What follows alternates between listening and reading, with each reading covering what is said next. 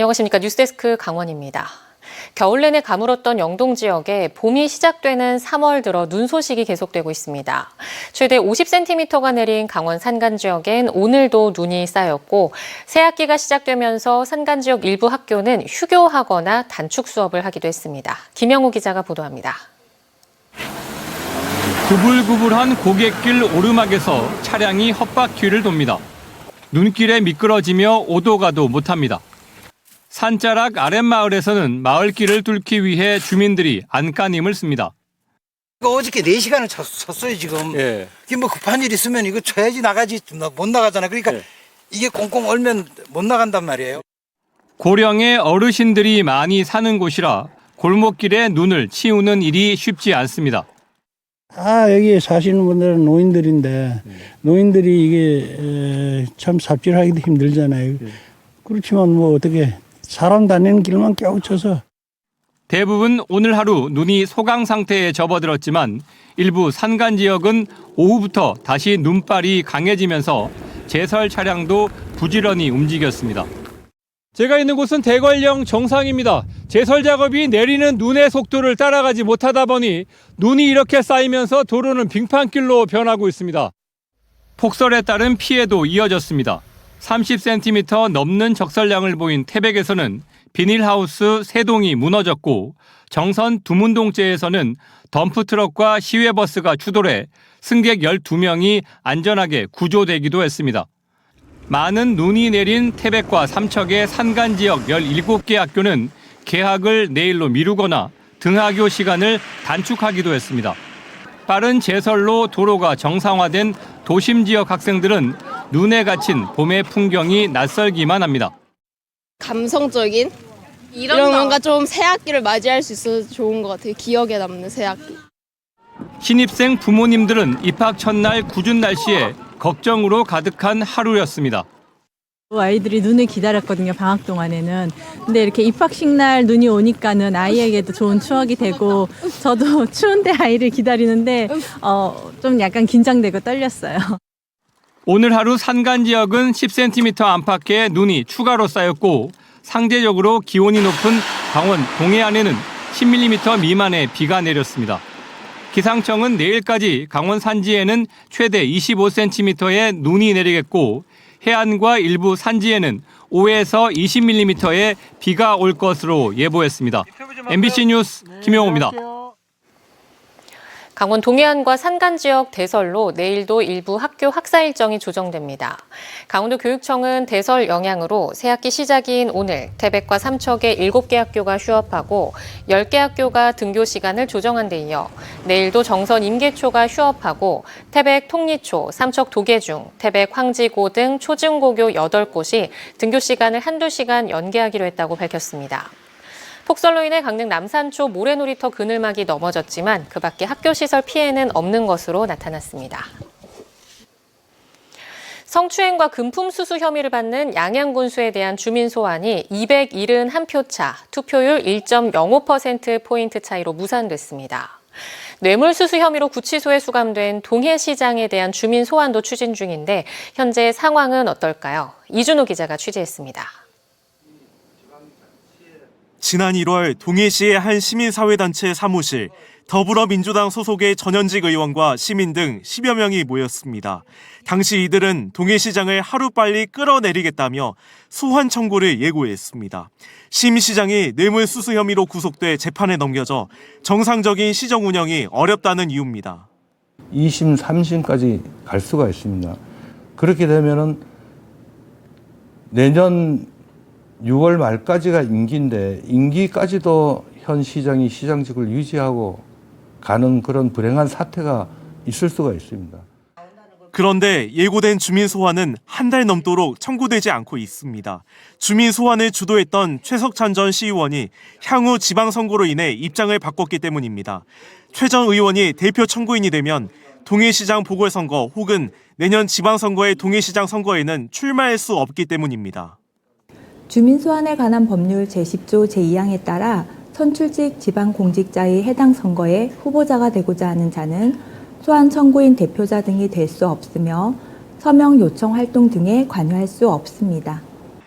대표 청구인을 바꾸면 되지만 최정 의원 측에 따르면 선뜻 나서는 사람이 없었다고 밝혔습니다.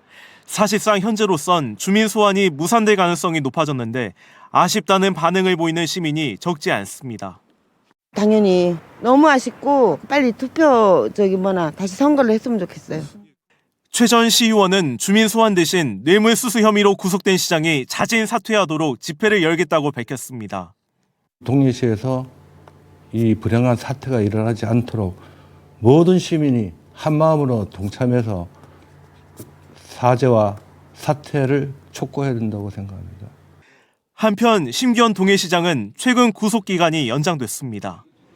여러 차례 공판이 열린 뒤 1심 선고까지 수개월이 걸릴 것으로 예상돼 이곳 동해 시민들의 시장 분배 사태는 당분간 이어질 전망입니다. MBC 뉴스 이준호입니다. 1980년 민주화항쟁의 시초로 평가받는 정선 사북항쟁이 올해 45주년을 맞았습니다. 2008년 진실화위원회에서 국가폭력 사태로 인정했지만 정작 피해자들은 아직 국가의 사과와 실질적 피해 회복을 받지 못하고 있는데요. 정선군이 조례를 제정하고 국회 차원의 첫 언급도 나와 후속 조치에 대한 기대가 커지고 있습니다. 박은지 기자가 보도합니다. 5.18 광주 민주화운동 한 달 전인 1980년 4월, 국내 최대 민영 탄광인 동원탄좌 사북광업소에 노동항쟁이 들불처럼 일어났습니다. 광부들이 열악한 근무 환경과 낮은 임금, 어용노조를 개선하라고 요구한 겁니다. 하지만 국가는 이에 대한 묵살을 넘어 이들을 폭도로 몰았습니다. 무차별 연행조사와 불법 감금, 고문까지 자행된 겁니다. 사북항쟁 45주년을 맞은 올해 정선군 의회가 사북항쟁 민주화운동 기념에 관한 조례를 제정했습니다. 수십 년 고통 속에 지내온 피해자들과 유가족들을 위한 각종 기념사업과 희생자 추모, 재정 지원 등의 근거를 마련한 겁니다. 지난 40년 넘는 시간 동안 우리 피해자분들과 또 유가족분들 정말 고통 속에 살아오셨을 텐데 지금이라도 이렇게 제정이 돼서 첫걸음마가 시작됐습니다. 국회 차원의 공식 언급도 처음 나왔습니다. 최근 국회 행정안전위원회에서 이해식 국회의원은 진실 화해를 위한 과거사 정리위원회의 권고를 구체적으로 이행할 계획을 문서로 제출하라고 행정안전부에 요구했습니다. 진화위는 지난 2008년과 지난해 사북항쟁을 국가폭력 사태로 규정하고 국가의 공식 사과와 피해 회복을 권고한 바 있습니다. 2008년 권고가 있었던 이래 지금까지 0%입니다. 이행 계획을 행안부에서 세우게 돼 있고 특히 국방부 등에다가 이 조치 계획을 제출을 받아야 되거든요. 이제 막 물꼬를 튼 상황에 피해자들은 변화의 작은 발걸음이 시작됐다며 반기고 있습니다. 고통을 당한 분들에 대한 배상과 보상 이런 것들이 실질적으로 이루어질 수 있도록 국가가 당연히 노력을 해야 되는 거고 또 저희도 그것을 촉구하기 위해서 하여튼 최선의 노력을 다하려고 하고 있습니다. 사북항쟁 45주년인 올해 적어도 국가가 공식 사과를 내야 한다는 목표가 제시됐습니다. 피해자와 유가족들의 실질적인 피해 회복을 위한 특별법 제정 등 후속 조치에 대한 요구도 본격화될 것으로 보입니다. MBC 뉴스 박은지입니다. 전직 속초시장이 만든 속초의 랜드마크 대관람차와 영랑호 부교 문제가 여전히 지역을 흔들고 있습니다. 가설 건축물인 대관람차 탑승동 허가가 끝나면서 업체와의 갈등이 재점화됐고 영랑호 부교 철거 문제에 대한 찬반 갈등도 지속되고 있습니다. 이하라 기자입니다. 속초 대관람차가 빙글빙글 돌아갑니다. 대관람차는 지난해 6월 속초시가 해체 등 행정처분을 내리면서 잠시 멈췄지만 업체 측은 속초시가 내린 행정처분이 문제라는 행정처분 집행 정지를 제기했고 7월 법원이 이를 받아들이면서 운영이 재개됐습니다. 그런데 가설 건축물로 등록된 탑승동의 건축 허가가 지난 1월 20일 만료됐습니다. 속초시가 업체의 연장 신청을 받아들이지 않았기 때문입니다.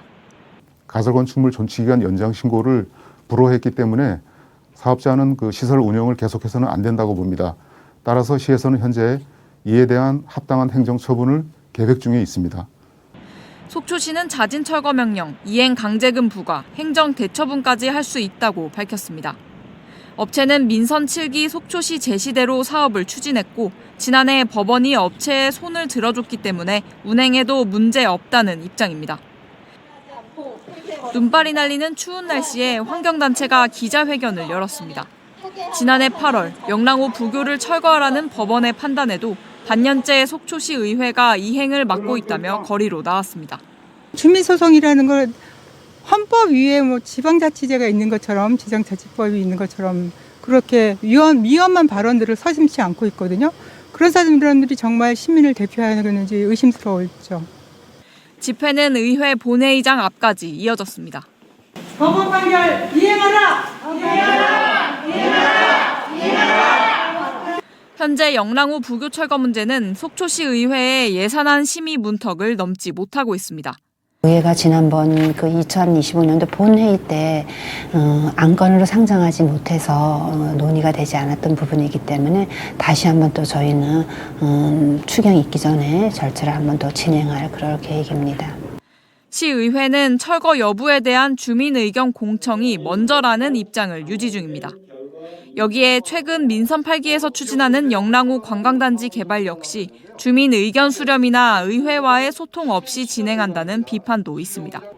대관람차 영랑호 부교 모두 철거하지도 정상 운영하지도 못한 채 속초를 갈라놓는 가운데 영랑호 관광단지 개발 문제도 같은 수순을 밟는 건 아닌지 시민 우려가 큽니다. MBC 뉴스 이하라입니다. 강원도가 미래산업 육성을 위한 1,500억 원 규모의 전략산업 투자펀드 조성 방안과 향후 투자 전략을 내놨습니다.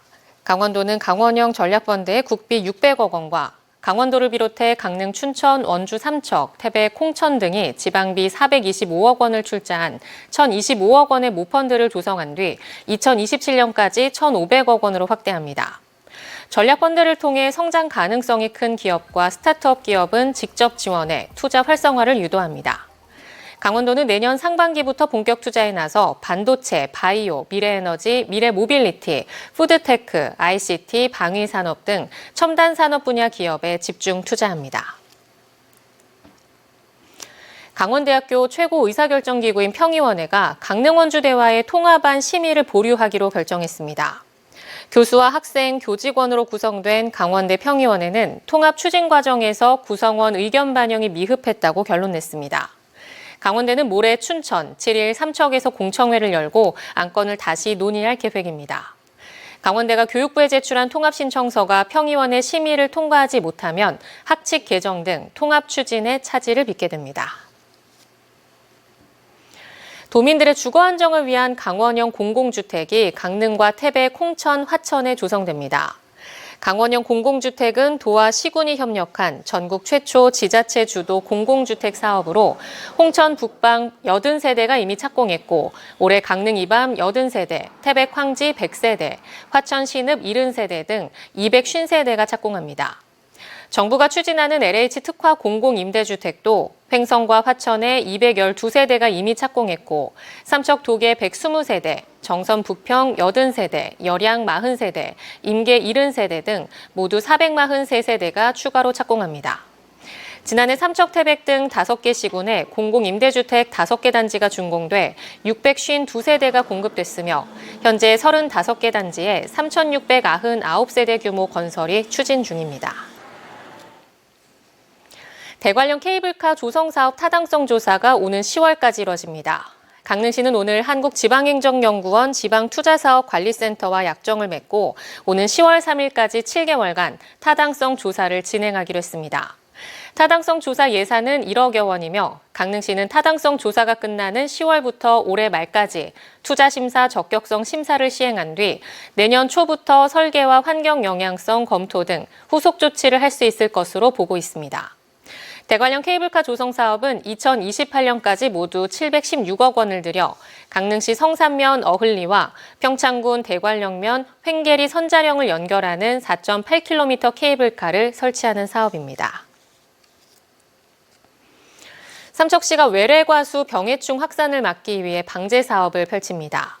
삼척시는 올해 12억 8천여만 원을 들여 시스트 선충과 과수화상병, 과수탄저병 등 병해충 예방 대상지 271헥타르에서 방제 사업을 펼친다고 밝혔습니다. 이를 위해 삼척시는 오는 5일 방제약제 선정심의회를 여는 등 관련 절차를 진행하고 방제약제 지원에 나설 예정입니다. 정선군이 무연고 사망자에 대한 공영장례 지원 사업을 추진합니다. 정선군은 2023년 기준 1인 가구 비율은 30.2%고 이 중 65세 이상 고령 가구가 1인 가구의 절반을 넘는 52%를 차지해 사업을 추진한다고 밝혔습니다. 이를 위해 정선군 종합사회복지관과 업무 협약을 맺고 장례식장 2곳, 정선군 시설관리공단, 종교단체 등과 협력할 예정입니다. 속초시가 올해 735억 원의 예산을 투입해 맞춤형 노인복지 사업을 추진합니다. 속초시는 노년기 경제적 안정과 사회 참여 활성화를 위해 168억 원의 예산으로 63개 사업단에서 3,800여 명의 어르신 일자리를 제공합니다. 또 어르신 고독사 제로도시 선포 3년차를 맞아 4천여 명의 고령층 지역사회 돌봄 사업에 38억 원을 투입합니다. 강원 뉴스 마칩니다. 시청해주신 여러분 고맙습니다.